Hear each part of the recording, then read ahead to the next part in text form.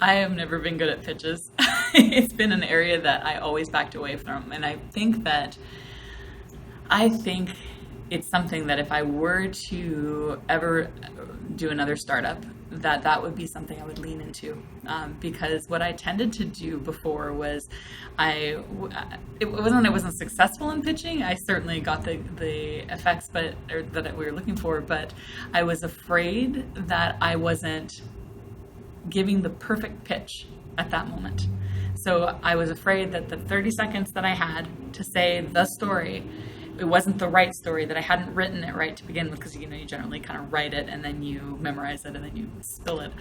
And so I was constantly terrified whenever I was giving that pitch. And it was funny because in looking back at it, I realized that it was just the main points of the pitch I really needed to know, like a couple of bullets.